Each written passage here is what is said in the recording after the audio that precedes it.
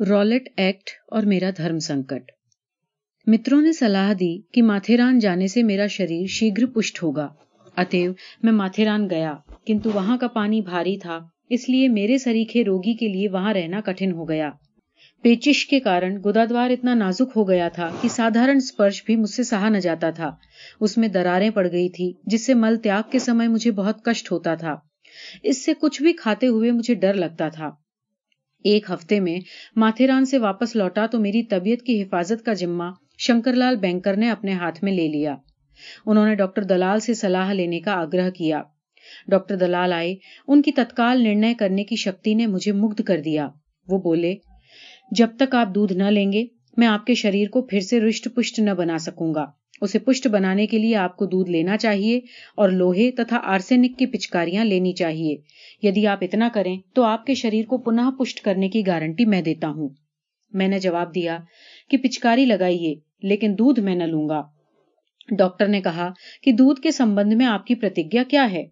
ये जानकर कि गाय भैंस पर फूंके की क्रिया की जाती है, मुझे दूध से नफरत हो गई है। और ये तो मैं सदा से मानता रहा हूं कि दूध मनुष्य का आहार नहीं है, इसलिए मैंने दूध छोड़ दिया है। ये सुनकर कस्तूरबाई, जो मेरी खटिया के पास ही खड़ी थी, बोल उठी, तब तो आप बकरी का दूध तो ले सकते हैं। डॉक्टर बीच में बोले, आप बकरी का दूध लें तो भी मेरा काम बन जाएगा। मैं घिरा। सत्याग्रह की लड़ाई के मोह ने मेरे अंदर जीने का लोभ पैदा कर दिया और मैंने प्रतिज्ञा के अक्षरार्थ के पालने से संतोष मानकर उसकी आत्मा का हनन किया। यद्यपि दूध की प्रतिज्ञा लेते समय मेरे सामने गाय भैंस ही थी, फिर भी मेरी प्रतिज्ञा दूध मात्र की मानी जानी चाहिए। और जब तक मैं पशु के दूध मात्र को मनुष्य के आहार के रूप में निषिद्ध मानता हूं, तब तक मुझे उसे लेने का अधिकार नहीं। इस बात को जानते हुए भी मैं बकरी का दूध लेने के लिए तैयार हो गया। सत्य के पुजारी ने सत्याग्रह की लड़ाई के लिए जीने की इच्छा रखकर अपने सत्य को लांछित किया। मेरे इस कार्य का डंक अभी तक मिटा नहीं है और बकरी का दूध छोड़ने के विषय में मेरा चिंतन तो चल ही रहा है। बकरी का दूध पीते समय रोज मैं दुख का अनुभव करता हूं, किंतु सेवा करने का महासूक्ष्म मोह जो मेरे पीछे पड़ा है, मुझे नहीं छोड़ता। अहिंसा की दृष्टि से आहार के अपने प्रयोग मुझे प्रिय हैं, उनसे मुझे आनंद प्राप्त होता है, वो मेरा विनोद है। परंतु बकरी का दूध मुझे आज इस दृष्टि से नहीं अखरता, वो अखरता है सत्य की दृष्टि से। मुझे ऐसा आभास होता है कि मैं अहिंसा को जितना पहचान सका हूं, सत्य को उससे अधिक पहचानता हूं। मेरा अनुभव यह है कि अगर मैं सत्य को छोड़ दूं तो अहिंसा की भारी गुत्थियां मैं कभी नहीं सुलझा सकूंगा। सत्य के पालन का अर्थ है लिए हुए व्रत के शरीर और आत्मा की रक्षा, शब्दार्थ और भावार्थ का पालन। मुझे हर दिन ये बात खटकती रहती है कि मैंने दूध के बारे में व्रत की आत्मा का, भावार्थ का हनन किया है। ये जानते हुए भी मैं ये नहीं जान सका कि अपने व्रत के प्रति मेरा धर्म क्या है, अथवा ये कहिए कि मुझ में उसे पालने की हिम्मत नहीं है। दोनों बातें एक ही हैं, क्योंकि शंका के मूल में श्रद्धा का अभाव रहता है। हे ईश्वर, तू मुझे श्रद्धा दे। बकरी का दूध शुरू करने के कुछ दिन बाद डॉक्टर दलाल ने गुदद्वार की दरारों का ऑपरेशन किया और वो बहुत सफल हुआ। बिछौना छोड़कर उठने की कुछ आशा बंध रही थी और अखबार वगैरह पढ़ने लगा ही था कि इतने में रॉलेट कमेटी की रिपोर्ट मेरे हाथ में आई। उसकी सिफारिशें पढ़कर मैं चौंका। भाई उमर सोबानी और शंकरलाल बैंकर ने चाहा कि कोई निश्चित कदम उठाना चाहिए। एक आध महीने में मैं अहमदाबाद गया। वल्लभ भाई प्रायः प्रतिदिन मुझे देखने आते थे। इस बातचीत के परिणाम स्वरूप ऐसे कुछ लोगों की एक छोटी सभा बुलाने का निश्चय हुआ जो मेरे संपर्क में ठीक ठीक आ पहुंचे थे। मुझे तो ये स्पष्ट प्रतीत हुआ कि प्राप्त प्रमाणों के आधार पर रॉलेट कमेटी ने जो कानून बनाने की सिफारिश की है, उसकी कोई आवश्यकता नहीं है। मुझे ये भी इतना ही स्पष्ट प्रतीत हुआ कि स्वाभिमान रक्षा करने वाली कोई भी जनता ऐसे कानून को स्वीकार नहीं कर सकती। ये सभा हुई, उसमें मुश्किल से कोई 20 लोगों को न्योता गया था।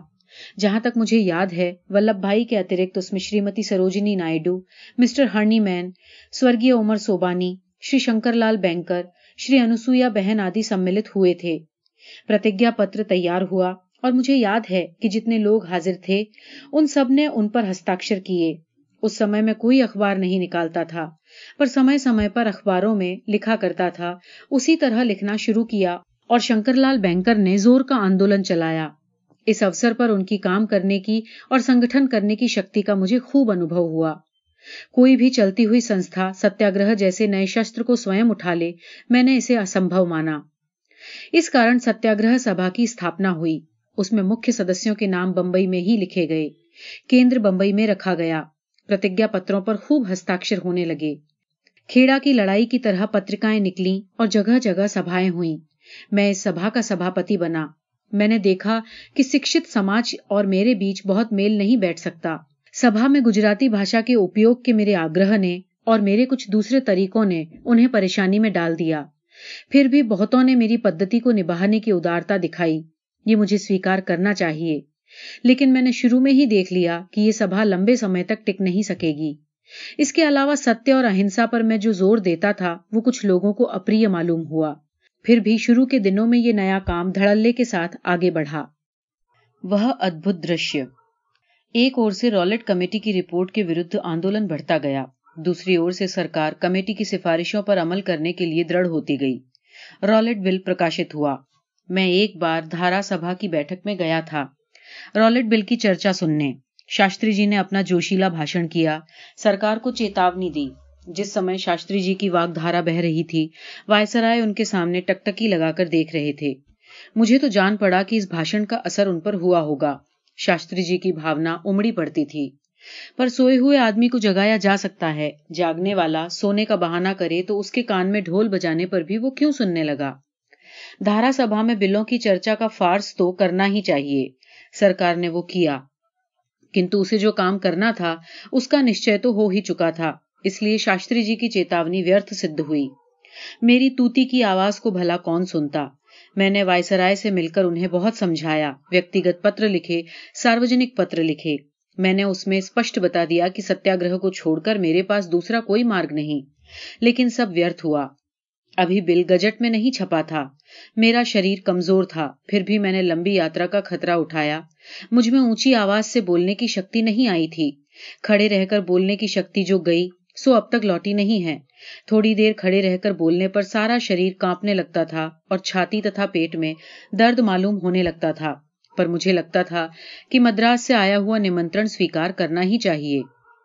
दक्षिण के प्रांत उस समय भी मुझे घर सरीखे मालूम होते थे। दक्षिण अफ्रीका के संबंध के कारण तमिल, तेलुगु आदि दक्षिण प्रदेश के लोगों पर मेरा कुछ अधिकार है, ऐसा मैं मानता आया हूं। और अपनी इस मान्यता में मैंने थोड़ी भी भूल की है, ऐसा मुझे आज तक प्रतीत नहीं हुआ। निमंत्रण स्वर्गीय कस्तूरी रंगा अयंगर की ओर से मिला था। मद्रास जाने पर पता चला कि इस निमंत्रण के मूल में राजगोपालाचार्य थे। राजगोपालाचार्य के साथ ये मेरा पहला परिचय कहा जा सकता है। मैं इसी समय उन्हें प्रत्यक्ष पहचानने लगा था। सार्वजनिक काम में अधिक हिस्सा लेने के विचार से और श्री कस्तूरी रंगा अयंगर इत्यादि मित्रों की मांग पर वे सेलम छोड़कर मद्रास में वकालत करने वाले थे। मुझे उनके घर पर ठहराया गया था। कोई 2 दिन बाद ही मुझे पता चला कि मैं उनके घर ठहरा हूं, क्योंकि बंगला कस्तूरी रंगा अयंगर का था। इसलिए मैंने अपने को उन्हीं का मेहमान मान लिया था। महादेव देसाई ने मेरी भूल सुधारी। राजगोपालाचार्य दूर दूर ही रहते थे, पर महादेव ने उन्हें भली भांति पहचान लिया था। महादेव ने मुझे सावधान करते हुए कहा, आपको राजगोपालाचार्य से जान पहचान बढ़ा लेनी चाहिए। मैंने परिचय बढ़ाया। मैं प्रतिदिन उनके साथ लड़ाई की रचना के विषय में चर्चा करता था। सभाओं के सिवा मुझे और कुछ सूझता ही न था। यदि रॉलेट बिल कानून बन जाए तो उसकी सविनय अवज्ञा किस प्रकार की जाए। उसकी सविनय अवज्ञा करने का अवसर तो सरकार दे तभी मिल सकता है। दूसरे कानूनों की सविनय अवज्ञा की जा सकती है, उसकी मर्यादा क्या हो, इत्यादि प्रश्नों पर चर्चा होती थी। श्री कस्तूरी रंगा अयंगर ने नेताओं की एक छोटी सी सभा बुलाई। उसमें भी खूब चर्चा हुई। श्री विजय राघवाचार्य ने उसमें पूरा हिस्सा लिया। उन्होंने सुझाव दिया कि सूक्ष्म से सूक्ष्म सूचनाएं लिखकर मैं सत्याग्रह का शास्त्र तैयार कर लूं। मैंने बताया कि ये काम मेरी शक्ति से बाहर का है। इस प्रकार मंथन चिंतन चल ही रहा था कि इतने में एक समाचार मिला कि बिल कानून के रूप में गजट में छप गया है। इस खबर के बाद की रात को मैं विचार करते करते सो गया। सवेरे जल्दी जाग उठा और अर्ध निद्रा की दशा रही होगी, ऐसे में मुझे सपने में एक विचार सूझा। मैंने सवेरे ही सवेरे राजगोपालाचार्य को बुलाया और कहा, मुझे रात स्वप्न अवस्था में ये विचार सूझा कि इस कानून के जवाब में हम सारे देश को हड़ताल करने की सूचना दें। सत्याग्रह आत्मशुद्धि की लड़ाई है, ये धार्मिक युद्ध है। धर्म कार्य का आरंभ शुद्धि से करना ठीक मालूम होता है। उस दिन सब उपवास करें और काम धंधा बंद रखें। मुसलमान भाई रोजे से अधिक उपवास न करेंगे, इसलिए 24 घंटों का उपवास करने की सिफारिश की जाए। इसमें सब प्रांत सम्मिलित होंगे या नहीं, ये तो कहा नहीं जा सकता, पर बंबई, मद्रास, बिहार और सिंध की आशा तो मुझे है ही। यदि इतने स्थानों पर भी ठीक से हड़ताल रहे तो हमें संतोष मानना चाहिए। राजगोपालाचार्य को यह सूचना बहुत अच्छी लगी। बाद में दूसरे मित्रों को तुरंत इसकी जानकारी दी गई। सबने इसका स्वागत किया। मैंने एक छोटी सी विज्ञप्ति तैयार कर ली। पहले 1919 के मार्च की 30वीं तारीख रखी गई, बाद में 6 अप्रैल रखी गई। लोगों को बहुत ही थोड़े दिन की मुद्दत दी गई थी। चूंकि काम तुरंत करना जरूरी समझा गया था, अतएव तैयारी के लिए लंबी मुद्दत देने का समय नहीं था। लेकिन न जाने कैसे सारी व्यवस्था हो गई। समूचे हिंदुस्तान में, शहरों में और गांवों में हड़ताल हुई। वो दृश्य भव्य था। वह सप्ताह 1। दक्षिण में थोड़ी यात्रा करके संभवतः 4 अप्रैल को मैं बंबई पहुंचा। शंकरलाल बैंकर का तार था कि 6 तारीख मनाने के लिए मुझे बंबई में मौजूद रहना चाहिए। पर इससे पहले दिल्ली में तो हड़ताल 30 मार्च के दिन मनाई जा चुकी थी। दिल्ली में स्वर्गीय श्रद्धानंद जी और मरहूम हकीम साहब अजमल खां की दुहाई फिरती थी। 6 अप्रैल तक हड़ताल की अवधि बढ़ाने की सूचना दिल्ली देर से पहुंची थी। दिल्ली में उस दिन जैसी हड़ताल शुरू हुई वैसी पहले कभी न हुई थी। ऐसा जान पड़ा मानो हिंदू और मुसलमान दोनों एक दिल हो गए हों। श्रद्धानंद जी को जामा मस्जिद में निमंत्रित किया गया और वहां उन्हें भाषण करने दिया गया। अधिकारी ये सब सहन नहीं कर पाए। रेलवे स्टेशन की तरफ जाते हुए जुलूस को पुलिस ने रोका और गोलियां चलाई। कितने ही लोग घायल हुए, कुछ जान से मारे गए। दिल्ली में दमन का दौर शुरू हुआ। श्रद्धानंद जी ने मुझे दिल्ली बुलाया। मैंने तार दिया कि बंबई में 6 तारीख मनाकर तुरंत दिल्ली पहुंचूंगा। जो हाल दिल्ली का था वही लाहौर अमृतसर का भी रहा। अमृतसर से डॉक्टर सत्यपाल और किचलू के तार आए थे। मुझे वहां तुरंत पहुंचना चाहिए ऐसा लिखा था। इन 2 भाइयों को मैं उस समय बिल्कुल नहीं जानता था, पर वहां भी इस निश्चय की सूचना भेजी थी कि दिल्ली होकर अमृतसर पहुंचूंगा। 6 अप्रैल के दिन बंबई में सवेरे सवेरे हजारों लोग चौपाटी पर स्नान करने गए और वहां से ठाकुरद्वार जाने के लिए जुलूस रवाना हुआ। उसमें स्त्रियां और बच्चे भी थे। जुलूस में मुसलमान भी अच्छी संख्या में सम्मिलित हुए थे। इस जुलूस में से मुसलमान भाई हमें एक मस्जिद में ले गए। वहां श्रीमती सरोजिनी देवी से और मुझसे भाषण कराए। वहां श्री विट्ठल दास जीराजानी ने स्वदेशी और हिंदू मुस्लिम एकता की प्रतिज्ञा लिवाने का सुझाव रखा। मैंने ऐसी उतावली में प्रतिज्ञा कराने से इनकार किया और जितना हो रहा था उतने से संतोष करने की सलाह दी। की हुई प्रतिज्ञा फिर तोड़ी नहीं जा सकती। स्वदेशी का अर्थ हमें समझना चाहिए। हिंदू मुस्लिम एकता की प्रतिज्ञा की जिम्मेदारी का ख्याल हमें रखना चाहिए आदि बातें कही और ये सूचना कि प्रतिज्ञा लेने का जिसका विचार हो वो चाहे तो अगले दिन सवेरे चौपाटी के मैदान पर पहुंच जाए। बंबई की हड़ताल संपूर्ण थी। यहां कानून की सविनय अवज्ञा की तैयारी कर रखी गई थी। जिनकी अवज्ञा की जा सके ऐसी 2-3 चीजें थी। जो कानून रद्द किए जाने लायक थे और जिनकी अवज्ञा सब सरलता से कर सकते थे, उनमें से एक का ही उपयोग करने का निश्चय था। नमक कर का कानून सबको अप्रिय था। उस कर को रद्द कराने के लिए बहुत कोशिशें हो रही थी। अतएव मैंने एक सुझाव ये रखा था कि सब लोग बिना परवाने के अपने घर में नमक बनाएं। दूसरा सुझाव सरकार द्वारा जब्त की हुई पुस्तकें छपाने और बेचने का था। ऐसी 2 पुस्तकें मेरी ही थीं, हिंद स्वराज्य और सर्वोदय। इन पुस्तकों को छपाना और बेचना सबसे सरल सविनय अवज्ञा मालूम हुई। इसलिए ये पुस्तकें छपाई गईं और शाम को उपवास छूटने के बाद चौपाटी की विराट सभा के विसर्जित होने के बाद इन्हें बेचने का प्रबंध किया गया। शाम को कई स्वयं सेवक ये पुस्तकें बेचने निकल पड़े। एक मोटर में मैं निकला और एक में श्रीमती सरोजिनी नायडू। जितनी प्रतियां छपाई गई थीं उतनी सब बिक गईं। इनकी जो कीमत वसूल होती वो लड़ाई के काम में ही खर्च की जाने वाली थी। एक प्रति का मूल्य 4 आना रखा गया था, पर मेरे हाथ पर अथवा सरोजिनी देवी के हाथ पर शायद ही किसी ने 4 आने रखे होंगे। अपनी जेब में जो कुछ था सो सब देकर किताबें खरीदने वाले बहुतेरे निकल आए। कोई 10 और 5 के नोट भी देते थे। लोगों को समझा दिया गया था कि खरीदने वाले के लिए भी जेल का खतरा है, लेकिन क्षण भर के लिए लोगों ने जेल का भय छोड़ दिया था। 7 तारीख को ये पता चला कि जिन किताबों के बेचने पर सरकार ने रोक लगाई थी, सरकार की दृष्टि से वे बेची ही नहीं गई हैं। जो पुस्तकें बिकी हैं वे तो उनकी दूसरी आवृत्ति मानी जाएंगी। जब्त की हुई पुस्तकों में उनकी गिनती नहीं हो सकती। सरकार की ओर से ये कहा गया था कि नई आवर्तित छपाने, बेचने और खरीदने में कोई गुनाह नहीं है। ये खबर सुनकर लोग निराश हुए। उस दिन सवेरे लोगों को चौपाटी पर स्वदेशी व्रत और हिंदू मुस्लिम एकता का व्रत लेने के लिए इकट्ठा होना था। विट्ठलदास जेराजानी को ये पहला अनुभव हुआ कि हर सफेद चीज दूध नहीं होती। बहुत थोड़े लोग इकट्ठा हुए थे। इनमें से 2-4 बहनों के नाम मेरे ध्यान में आ रहे हैं और पुरुष भी थोड़े ही थे। मैंने व्रतों का मसविदा बना रखा था। उपस्थित लोगों को उनका अर्थ अच्छी तरह समझा दिया गया और उन्हें व्रत लेने दिए गए। थोड़ी उपस्थिति से मुझे आश्चर्य नहीं हुआ, दुख भी नहीं हुआ, परंतु मैं उसी समय से धूम धड़क्के के काम और धीमे तथा शांत रचनात्मक काम के बीच का भेद तथा लोगों में पहले काम के लिए पक्षपात और दूसरे के लिए अरुचि का अनुभव करता आया हूं। पर इस विषय के लिए एक अलग प्रकरण देना पड़ेगा। 7 अप्रैल की रात को मैं दिल्ली अमृतसर जाने के लिए रवाना हुआ। 8 को मथुरा पहुंचने पर कुछ ऐसी भनक कान तक आई कि शायद मुझे गिरफ्तार किया जाएगा। मथुरा के बाद एक स्टेशन पर गाड़ी रुकती थी, वहां आचार्य गिडवानी मिले। उन्होंने मेरे पकड़े जाने के बारे में पक्की खबर दी और जरूरत हो तो अपनी सेवा अर्पण करने के लिए कहा। मैंने धन्यवाद दिया और कहा कि जरूरत पड़ने पर आपकी सेवा लेना नहीं भूलूंगा। पलवन स्टेशन आने के पहले ही पुलिस अधिकारी ने मेरे हाथों में आदेश पत्र रखा। आदेश इस प्रकार का था: आपके पंजाब में प्रवेश करने से अशांति बढ़ने का डर है, अतएव आप पंजाब की सीमा में प्रवेश न करें। आदेश पत्र देकर पुलिस ने मुझे उतर जाने को कहा। मैंने उतरने से इनकार किया और कहा, मैं अशांति बढ़ाने नहीं बल्कि निमंत्रण पाकर अशांति घटाने के लिए जाना चाहता हूं। इसलिए खेद है कि मुझसे इस आदेश का पालन नहीं हो सकेगा। पलवल आया, महादेव मेरे साथ थे। उनसे मैंने दिल्ली जाकर श्रद्धानंद जी को खबर और लोगों को शांत रहने के लिए कहा। मैंने महादेव से यह भी कहा कि वे लोगों को बता दें कि सरकारी आदेश का अनादर करने के कारण जो सजा होगी उसे भोगने का मैंने निश्चय कर लिया है। साथ ही लोगों को यह समझाने के लिए कहा कि मुझे सजा होने पर भी उनके शांत रहने में ही हमारी जीत है।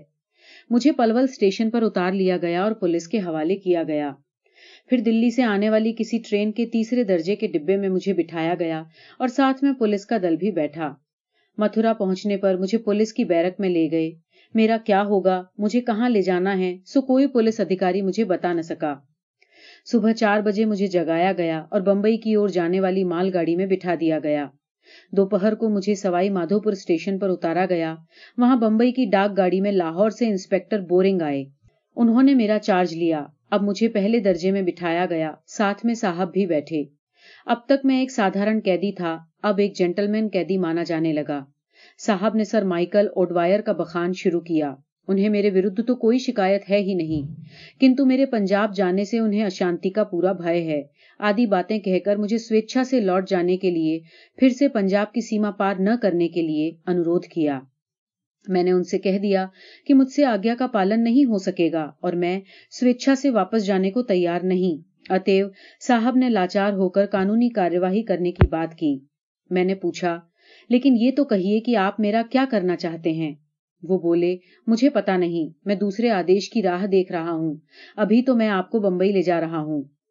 सूरत पहुंचने पर किसी दूसरे अधिकारी ने मुझे अपने कब्जे में ले लिया। उसने मुझे रास्ते में कहा कि आप रिहा कर दिए गए हैं, लेकिन आपके लिए मैं ट्रेन को मरीन लाइन स्टेशन के पास रुकवाऊंगा। आप वहां उतर जाएंगे तो ज्यादा अच्छा होगा। कोलाबा स्टेशन पर बड़ी भीड़ होने की संभावना है। मैंने उनसे कहा कि आपका कहा करने में मुझे प्रसन्नता होगी। वो खुश हुआ और उसने मुझे धन्यवाद दिया। मैं मरीन लाइन्स पर उतरा। वहां किसी परिचित की घोड़ा गाड़ी दिखाई दी। वे मुझे रेवा शंकर झावेरी के घर छोड़ गए। उन्होंने मुझे खबर दी कि आपके पकड़े जाने की खबर पाकर लोग क्रुद्ध हो गए हैं और पागल से बन गए हैं। पायधुनी के पास दंगे का खतरा है। मजिस्ट्रेट और पुलिस वहां पहुंच गई है। मैं घर पहुंचा ही था कि इतने में उमर सोबानी और अनुसुईया बहन मोटर में आए और उन्होंने मुझे पायधुनी चलने को कहा। उन्होंने बताया कि लोग अधीर हो गए हैं और बड़े उत्तेजित हैं। हम में से किसी के भी किए शांत नहीं हो सकते। आपको देखेंगे तभी शांत होंगे। मैं मोटर में बैठ गया। पायधुनी पहुंचते ही रास्ते में भारी भीड़ दिखाई दी। लोग मुझे देखकर हर्षोन्मत्त हो उठे। अब जुलूस बना। वंदे मातरम और अल्लाह अकबर के नारों से आकाश गूंज उठा। पायधुनी पर घुड़सवार दिखाई दिए। ऊपर से ईंटों की वर्षा हो रही थी। मैं हाथ जोड़कर लोगों से प्रार्थना कर रहा था कि वे शांत रहें, पर जान पड़ा कि हम भी ईंटों की इस बौछार से बच नहीं पाएंगे। अब्दुर्रहमान गली में से क्रॉफिड मार्केट की ओर जाते हुए जुलूस को रोकने के लिए घुड़सवारों की एक टुकड़ी सामने से आ पहुंची।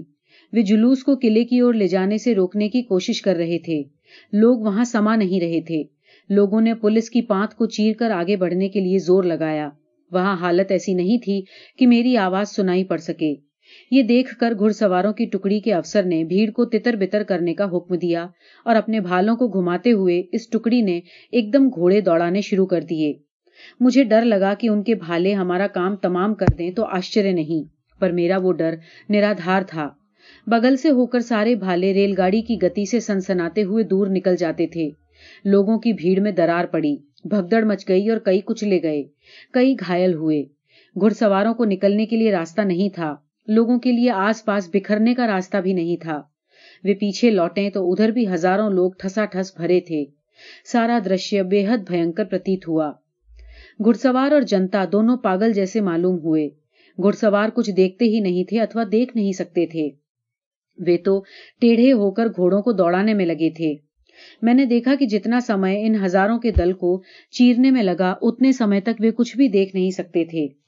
इस तरह लोगों को तितर बितर किया गया और आगे बढ़ने से रोका गया। हमारी मोटर को आगे जाने दिया गया। मैंने कमिश्नर के कार्यालय के सामने मोटर रुकवाई और मैं उससे पुलिस के व्यवहार की शिकायत करने के लिए उतरा। वह सप्ताह 2। मैं कमिश्नर ग्रिफिथ साहब के कार्यालय में गया। उनकी सीढ़ी के पास जहां देखा, वहीं हथियारबंद सैनिकों को बैठा पाया, मानो लड़ाई के लिए तैयार हो रहे हों। बरामदे में भी हलचल मची हुई थी। मैं खबर देकर ऑफिस में बैठा तो देखा कि कमिश्नर के पास मिस्टर बोरिंग बैठे हुए हैं। मैंने कमिश्नर से उस दृश्य का वर्णन किया जिसे मैं अभी अभी देखकर आया था। उन्होंने संक्षेप में जवाब दिया, मैं नहीं चाहता था कि जुलूस फोर्ट की ओर जाए। वहां जाने पर उपद्रव हुए बिना नहीं रहता, और मैंने देखा कि लोग लौटाए लौटने वाले न थे, इसलिए सिवा घोड़े दौड़ाने के मेरे पास कोई दूसरा उपाय नहीं था। मैंने कहा, किंतु उसका परिणाम तो आप जानते थे। लोग घोड़ों के पैरों तले दबने से बच नहीं सकते थे। मेरा तो ख्याल है कि घुड़सवारों की टुकड़ी भेजने की आवश्यकता थी ही नहीं। साहब बोले, आप इसे नहीं समझ सकते। आपकी शिक्षा का लोगों पर क्या असर हुआ है, इसका पता आपकी अपेक्षा हम पुलिस वालों को अधिक रहता है। हम पहले से कड़ी कार्यवाही न करें तो अधिक नुकसान हो सकता है। मैं आपसे कहता हूँ, लोग आपके काबू में भी रहने वाले नहीं हैं। वे कानून को तोड़ने की बात तो झट से समझ जाएंगे, लेकिन शांति की बात समझना उनकी शक्ति से परे है। आपके हेतु अच्छे हैं, लेकिन लोग उन्हें समझेंगे नहीं। वे तो अपने स्वभाव का ही अनुसरण करेंगे। मैंने जवाब दिया, किंतु आपके और मेरे बीच जो भेद है सो इसी बात में है। मैं कहता हूं कि लोग स्वभाव से लड़ाकू नहीं बल्कि शांति प्रिय हैं। हम में बहस होने लगी। आखिर साहब ने कहा, अच्छी बात है। यदि आपको विश्वास हो जाए कि लोग आपकी शिक्षा को समझे नहीं हैं, तो आप क्या करेंगे? मैंने उत्तर दिया कि यदि मुझे इसका विश्वास हो जाए तो मैं इस लड़ाई को मुलतवी कर दूंगा। मुलतवी करने का मतलब क्या? आपने तो मिस्टर बोरिंग से कहा है कि मुक्त होने पर आप तुरंत वापस पंजाब जाना चाहते हैं। हाँ, मेरा इरादा तो लौटती ट्रेन से ही वापस जाने का था, पर अब आज तो जाना नहीं हो सकता। आप धैर्य से काम लेंगे तो आपको और अधिक बातें मालूम होंगी। आप जानते हैं अहमदाबाद में क्या हो रहा है, अमृतसर में क्या हुआ है। लोग सब कहीं पागल से हो गए हैं। मुझे भी पूरा पता नहीं है। कई स्थानों में तार भी टूटे हैं। मैं तो आपसे कहता हूं कि इस सारे उपद्रव की जवाबदेही आपके सर पर है। मैंने कहा, मुझे जहां अपनी जिम्मेदारी महसूस होगी वहां मैं उसे अपने ऊपर लिए बिना नहीं रहूंगा। अहमदाबाद में लोग थोड़ा भी उपद्रव करें तो मुझे आश्चर्य और दुख होगा। अमृतसर के बारे में मैं कुछ भी नहीं जानता। वहां तो मैं कभी गया ही नहीं। वहां मुझे कोई जानता भी नहीं है। पर मैं इतना जानता हूं कि पंजाब की सरकार ने मुझे वहां जाने से रोका न होता तो मैं शांति रक्षा में बहुत मदद कर सकता था। मुझे रोक कर तो सरकार ने लोगों को चिढ़ाया ही है। इस तरह हमारी बातचीत होती रही। हमारे मत का मेल मिलने वाला नहीं था। मैं ये कहकर विदा हुआ कि चौपाटी पर सभा करने और लोगों को शांति रखने के लिए समझाने का मेरा इरादा है। चौपाटी पर सभा हुई। मैंने लोगों को शांति और सत्याग्रह की मर्यादा के विषय में समझाया और बतलाया। सत्याग्रह सच्चे का हथियार है। यदि लोग शांति न रखेंगे तो मैं सत्याग्रह की लड़ाई कभी न लड़ सकूंगा। अहमदाबाद से श्री अनुसुईया बहन को भी खबर मिल चुकी थी कि वहां उपद्रव हुआ है। किसी ने अफवाह फैला दी थी कि वे भी पकड़ी गई हैं। इससे मजदूर पागल हो उठे थे। उन्होंने हड़ताल कर दी और उपद्रव भी मचाया था और एक सिपाही का खून भी हो गया। मैं अहमदाबाद गया। मुझे पता चला कि नडियाद के पास रेल की पटरी उखाड़ने की कोशिश भी हुई थी। वीरम गांव में एक सरकारी कर्मचारी का खून हो गया था। अहमदाबाद पहुंचा तब वहां मार्शल लॉ जारी था। लोगों में आतंक फैला हुआ था। लोगों ने जैसा किया वैसा पाया और उसका ब्याज भी पाया। मुझे कमिश्नर मिस्टर प्रेट के पास ले जाने के लिए एक आदमी स्टेशन पर हाजिर था। मैं उनके पास गया। वो बहुत गुस्से में थे। मैंने उन्हें शांति से उत्तर दिया। जो हत्या हुई थी उसके लिए मैंने खेद प्रकट किया। ये भी सुझाया कि मार्शल लॉ की आवश्यकता नहीं है और पुनः शांति स्थापित करने के लिए जो उपाय करने जरूरी हों सो करने की अपनी तैयारी बताई। मैंने आम सभा बुलाने की मांग की। ये सभा आश्रम की भूमि पर करने की अपनी इच्छा प्रकट की। उन्हें ये बात अच्छी लगी। जहां तक मुझे याद है, मैंने रविवार तारीख 13 अप्रैल को सभा की थी। मार्शल लॉ भी उसी दिन अथवा दूसरे दिन रद्द हुआ था। इस सभा में मैंने लोगों को उनके अपने दोष दिखाने का प्रयत्न किया। मैंने प्रायश्चित के रूप में 3 दिन के उपवास किए और लोगों को 1 दिन का उपवास करने की सलाह दी। जिन्होंने हत्या वगैरह में हिस्सा लिया हो, उन्हें मैंने सुझाया कि वे अपना अपराध स्वीकार कर लें। मैंने अपना धर्म स्पष्ट देखा। जिन मजदूरों आदि के बीच मैंने इतना समय बिताया था, जिनकी मैंने सेवा की थी और जिनके विषय में अच्छे व्यवहार की मैं आशा रखता था, उन्होंने उपद्रव में हिस्सा लिया। मुझे ये असह्य मालूम हुआ और मैंने अपने को उनके दोष में हिस्सेदार माना। जिस तरह मैंने लोगों को समझाया कि वे अपना अपराध स्वीकार कर लें, उसी तरह सरकार को भी गुनाह माफ करने की सलाह दी। दोनों में से किसी एक ने भी मेरी बात नहीं सुनी। न लोगों ने अपने दोष स्वीकार किए, न सरकार ने किसी को माफ किया। स्वर्गीय रमण भाई आदि नागरिक मेरे पास आए और मुझे सत्याग्रह मुलतवी करने के लिए मनाने लगे, पर मुझे मनाने की आवश्यकता ही नहीं रही थी। मैंने स्वयं निश्चय कर लिया था कि जब तक लोग शांति का पाठ न सीख लें, तब तक सत्याग्रह मुलतवी रखा जाए। इससे वे प्रसन्न हुए। कुछ मित्र नाराज भी हुए। उनका ख्याल ये था कि अगर मैं सब कहीं शांति की आशा रखूं और सत्याग्रह की यही शर्त रहे, तो बड़े पैमाने पर सत्याग्रह कभी चल ही नहीं सकता। मैंने अपना मतभेद प्रकट किया। जिन लोगों के बीच काम किया गया है, जिनके द्वारा सत्याग्रह करने की आशा रखी जाती है, वे शांति का पालन न करें तो अवश्य ही सत्याग्रह कभी नहीं चल सकता। मेरी दलील ये थी कि सत्याग्रही नेताओं को इस प्रकार की मर्यादित शांति बनाए रखने की शक्ति प्राप्त करनी चाहिए। अपने इन विचारों को मैं आज तक बदल नहीं सका हूं। पहाड़ जैसी भूल। अहमदाबाद की सभा के तुरंत बाद ही मैं नडियाद गया। पहाड़ जैसी भूल नामक जो शब्द प्रयोग प्रसिद्ध हुआ है, उसका उपयोग मैंने पहली बार नडियाद में किया। अहमदाबाद में मुझे अपनी भूल मालूम पड़ने लगी थी, पर नडियाद में वहां की स्थिति का विचार करके और ये सुनकर कि खेड़ा जिले के बहुत से लोग पकड़े गए हैं, जिस सभा में मैं घटित घटनाओं पर भाषण कर रहा था, उसमें मुझे अचानक ये ख्याल आया कि खेड़ा जिले के और ऐसे दूसरे लोगों को कानून सविनय भंग करने के लिए निमंत्रित करने में मैंने जल्दबाजी की भूल की, और वो भूल मुझे पहाड़ जैसी मालूम हुई। इस प्रकार अपनी भूल कबूल करने के लिए मेरी खूब हंसी उड़ाई गई। फिर भी अपनी इस स्वीकृति के लिए मुझे पश्चाताप नहीं हुआ। मैंने हमेशा ये माना है कि जब हम दूसरों के गज जैसे दोषों को रजवत मानकर देखते हैं और अपने रजवत प्रतीत होने वाले दोषों को पहाड़ जैसा देखना सीखते हैं, तभी हमें अपने और पराये दोषों का ठीक ठीक अंदाजा हो पाता है।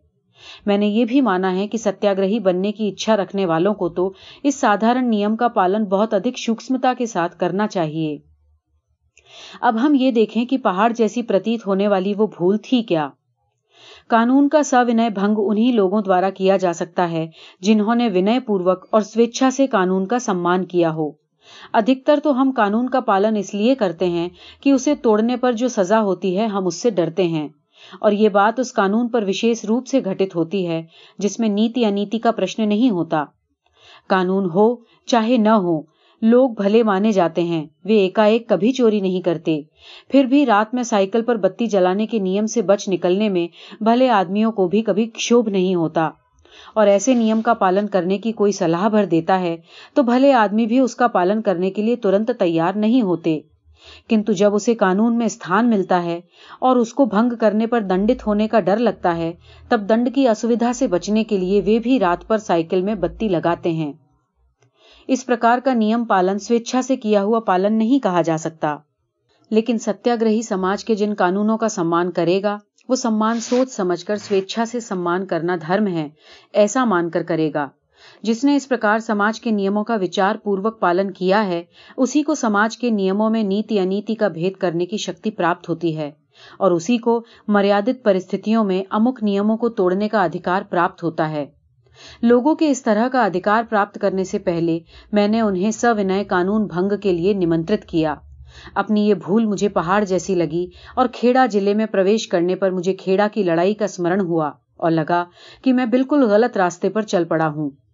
मुझे लगा कि लोग सविनय कानून भंग करने योग्य बने इससे पहले उन्हें गंभीर रहस्य को जानना चाहिए।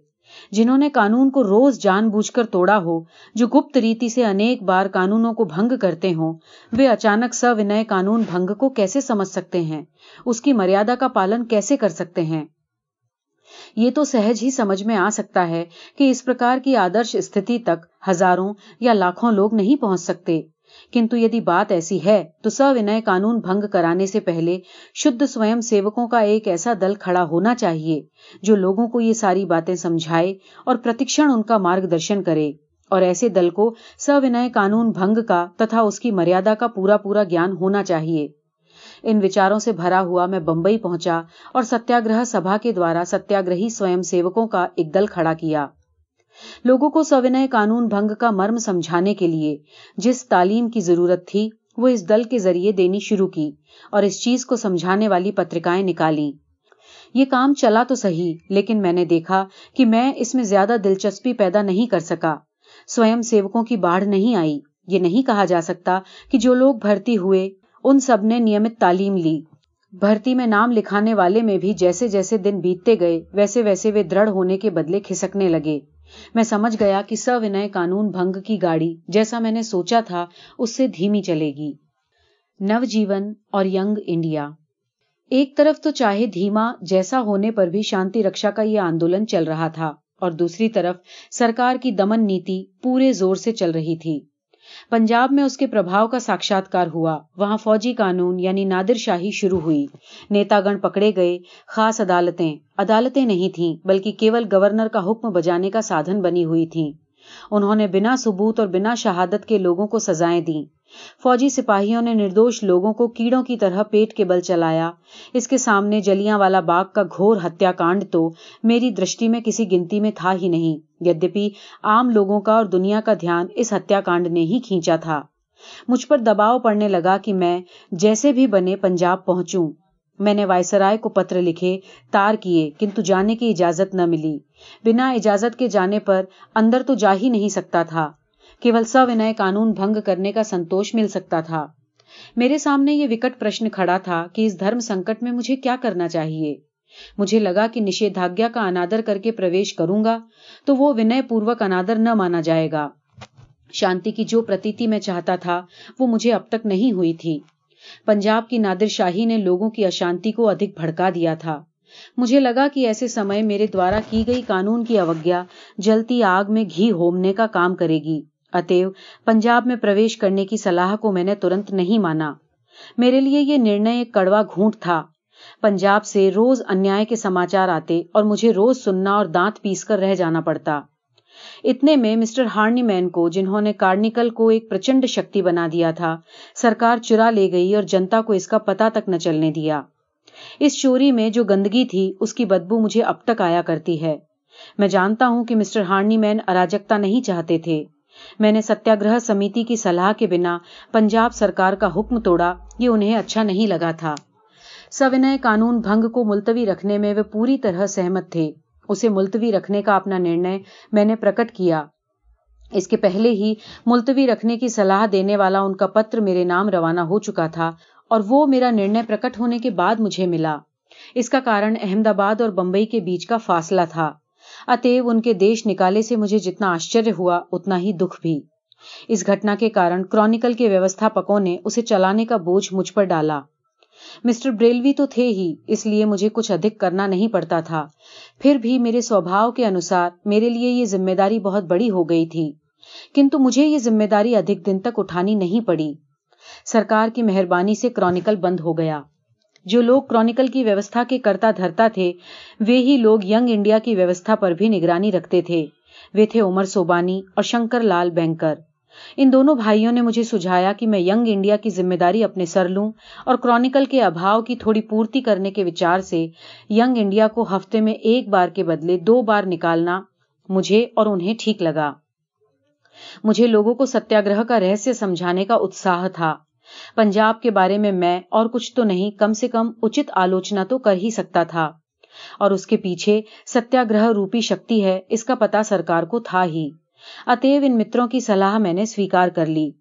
किंतु अंग्रेजी के द्वारा जनता को सत्याग्रह की शिक्षा कैसे दी जा सकती थी? गुजरात मेरे कार्य का मुख्य क्षेत्र था। इस समय भाई इंदुलाल याज्ञिक, उमर सोबानी और शंकरलाल बैंकर की मंडली में थे। वे नवजीवन नामक गुजराती मासिक चला रहे थे। उसका खर्च भी उक्त मित्र पूरा करते थे। भाई इंदुलाल ने और उनके उन मित्रों ने ये पत्र मुझे सौंप दिया और भाई इंदुलाल ने इसमें काम करना भी स्वीकार किया। इन मासिक को साप्ताहिक बनाया गया। इस बीच क्रॉनिकल फिर से जी उठा, इसलिए यंग इंडिया पुनः साप्ताहिक हो गया और मेरी सलाह के कारण उसे अहमदाबाद ले जाया गया। 2 पत्रों के अलग अलग स्थानों से निकलने में खर्च अधिक होता था और मुझे अधिक कठिनाई होती थी। नवजीवन तो अहमदाबाद से ही निकलता था। ऐसे पत्रों के लिए स्वतंत्र छापाखाना होना चाहिए, इसका अनुभव मुझे इंडिया ओपिनियन के संबंध में हो ही चुका था। इन पत्रों के द्वारा मैंने जनता को यथाशक्ति सत्याग्रह की शिक्षा देना शुरू किया। पहले दोनों पत्रों की थोड़ी ही प्रतियां छपती थीं, लेकिन बढ़ते बढ़ते वे 40,000 के आसपास पहुंच गईं। नवजीवन के ग्राहक एकदम बढ़े, जबकि यंग इंडिया के धीरे धीरे। मेरे जेल जाने के बाद इसमें कमी हुई और आज दोनों की ग्राहक संख्या 8,000 से नीचे चली गई है। इन पत्रों में विज्ञापन न लेने का मेरा आग्रह शुरू से ही था। मैं मानता हूं कि इसमें कोई हानि नहीं हुई और इस प्रथा के कारण पत्रों के विचार स्वातंत्र्य की रक्षा करने में बहुत मदद मिली। मैं मानता हूं कि इससे कोई हानि नहीं हुई और इस प्रथा के कारण पत्रों के विचार स्वातंत्र्य की रक्षा करने में मुझे बहुत मदद मिली। पंजाब में जो कुछ हुआ उसके लिए अगर सर माइकल ऑडवायर ने मुझे गुनहगार ठहराया था, तो वहां के कोई नवयुवक फौजी कानून के लिए भी मुझे गुनहगार ठहराने में हिचकिचाते न थे। क्रोधावेश में भरे इन नवयुवकों की दलील ये थी कि यदि मैंने सविनय कानून भंग को मुलतवी न किया होता तो जलियांवाला बाग का कत्लेआम कभी न होता और न फौजी कानून ही जारी हुआ होता। किसी ने तो ये धमकी भी दी थी कि मेरे पंजाब जाने पर लोग मुझे जान से मारे बिना न रहेंगे, किंतु मुझे तो अपना कदम उपयुक्त मालूम होता था कि उसके कारण समझदार आदमियों में गलतफहमी होने की संभावना नहीं थी। मैं पंजाब जाने के लिए अधीर हो रहा था। मैंने पंजाब कभी न देखा था। अपनी आंखों से जो कुछ देखने को मिले उसे देखने की मेरी तीव्र इच्छा थी और मुझे बुलाने वाले डॉक्टर सत्यपाल, डॉक्टर किचलू तथा पंडित राम भजन दत्त चौधरी को मैं देखना चाहता था। वे जेल में थे, पर मुझे पूरा विश्वास था कि सरकार उन्हें लंबे समय तक जेल में नहीं रख सकेगी। मैं जब बंबई जाता तब बहुत से पंजाबी मुझसे आकर मिला करते थे। मैं उन्हें प्रोत्साहन देता था, जिसे पाकर वे प्रसन्न होते थे। इस समय मुझमें विपुल आत्मविश्वास था, लेकिन मेरा जाना टलता जाता था। वायसराय लिखाते रहते थे कि अभी जरा देर है। इस बीच हंटर कमेटी आई। उस फौजी कानून के दिनों में पंजाब के अधिकारियों द्वारा किए गए कारनामों की जांच करनी थी। दीन बंधु एंड्रूज वहां पहुंच गए थे। उनके पत्रों में हृदय द्रावक वर्णन होते थे। उनके पत्रों की ध्वनि ये थी कि अखबारों में जो कुछ छपता था, फौजी कानून का जुल्म उससे कहीं अधिक था। पत्रों में मुझसे पंजाब पहुंचने का आग्रह किया गया। दूसरी तरफ मालवीय जी के भी तार आ रहे थे कि मुझे पंजाब पहुंचना ही चाहिए। इस पर मैंने वायसराय को फिर तार दिया। उत्तर मिला कि आप फलां तारीख को जा सकते हैं। मुझे तारीख ठीक से याद नहीं, पर वो बहुत करके 17 अक्टूबर थी। लाहौर पहुंचने पर जो दृश्य मैंने देखा वो कभी भुलाया नहीं जा सकता। स्टेशन पर लोगों का समुदाय इस कदर इकट्ठा हुआ था मानो बरसों के बिछोह के बाद कोई प्रियजन आ रहा हो और सगे संबंधी उससे मिलने आए हों। लोग हर्षोन्मत्त हो रहे थे। मुझे पंडित रामभज दत्त चौधरी के घर ठहराया गया था। श्री सरला देवी चौधरानी पर, जिन्हें मैं पहले से जानता था, मेरी आवभगत का बोझ आ पड़ा था।